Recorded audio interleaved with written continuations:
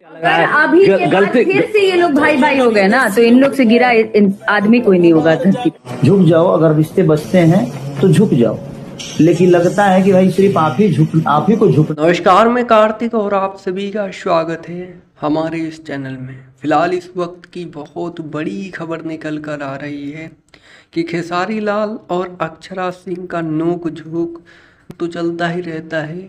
और अक्षरा सिंह बहुत पहले एक बात बोली थी कि अगर खेसारी लाल पवन सिंह से झगड़े के बाद मिल जाते हैं तो इनसे गिरा हुआ कोई नहीं होगा।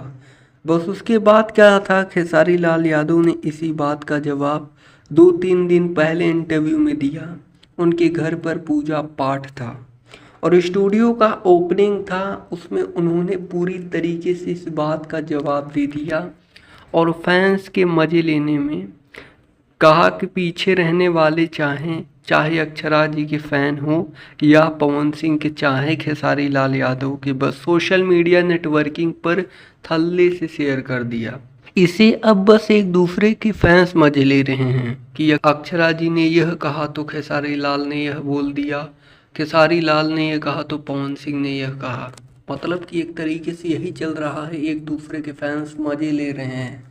फिलहाल इंटरव्यू का क्लिप उठा कर यूट्यूब पर डाल ही देते हैं फैंस लोग, और उसके बाद क्या होता है कि कंट्रोवर्सी फैला देते हैं।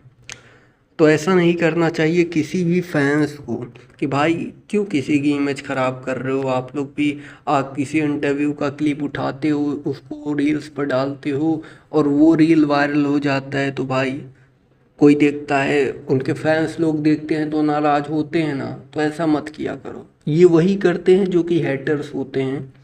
तो दोस्तों, यही न्यूज़ निकल कर आ रही है। फ़िलहाल ऐसे ही भोजपुरी इंडस्ट्री से रिलेटेड तमाम न्यूज़ जानने के लिए आप हमारे इस चैनल के साथ जुड़ सकते हैं, चैनल को सब्सक्राइब करके। जी धन्यवाद।